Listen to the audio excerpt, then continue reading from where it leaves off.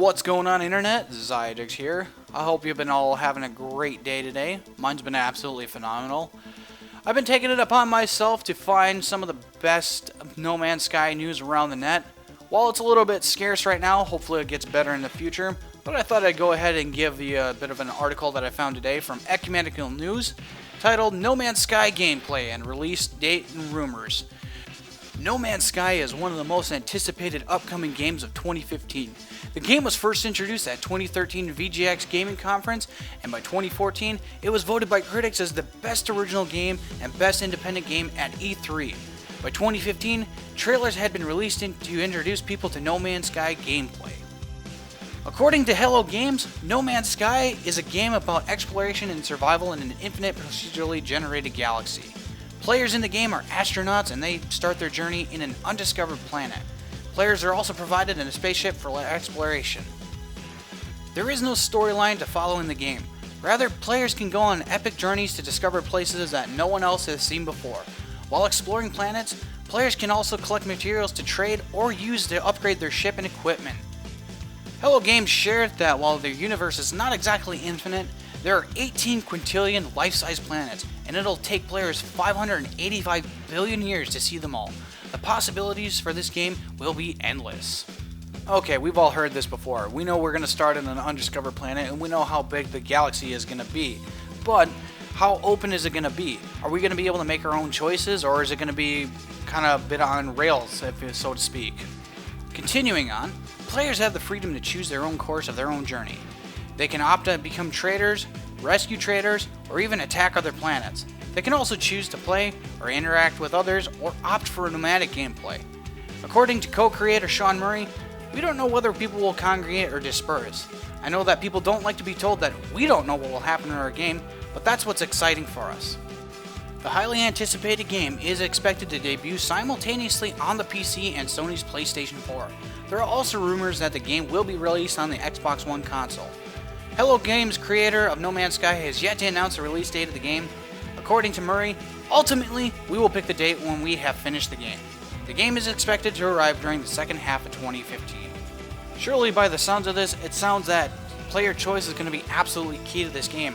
And the way that we have all the freedom in the world to do whatever we want in this game, that's going to make the game all that much better.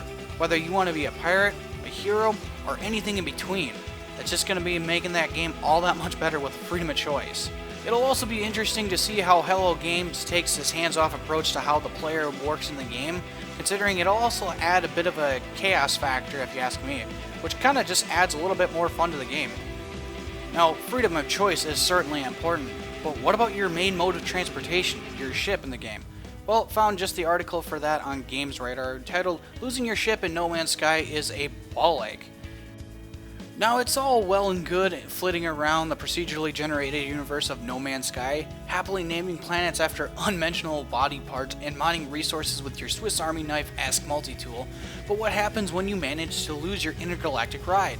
In an interview in the latest issue of Edge, Hello Games MD Sean Murray reveals most players lose track of their ship within minutes of picking up their controller. It's a ball ache, laughs Murray on the subject. I have this argument with the guys all the time, but if I hand someone the controller, the first thing they do is lose their ship. Even in games like Far Cry 4, Dragon Age, or The Elder Scrolls 4, which are huge worlds, there are always pathways. They want me to go this way to get some plant at the top of a mountain, but I prefer to go this way and just buggily hop on up.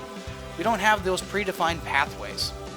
Considering No Man's Sky will feature over 18 quintillion unique planets, you can't blame the Brit indie studio for not adding artificial pathways into the game that huge. So if you want to hit the center of the No Man's Sky universe, you better be ready to earn your Interplanetary Explorer badge. It's really fun to watch because people spend their first half hour with the game getting lost, hopefully in good ways, says Murray. Then you see something, suddenly they start treating it as its real place, using landmarks to get around. They'll say, "Oh, I'm at the other side of the lake now."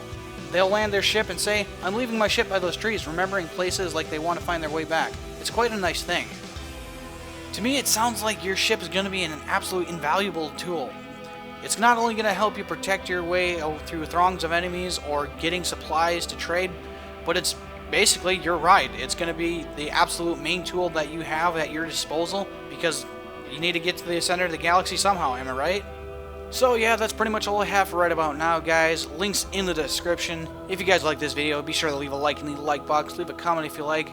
Be sure to follow me on Facebook and Twitter, and subscribe for more great No Man's Sky news and more videos by yours truly. And I will see you all in the next video. So thank you all for watching, and may God bless you all. See you all later.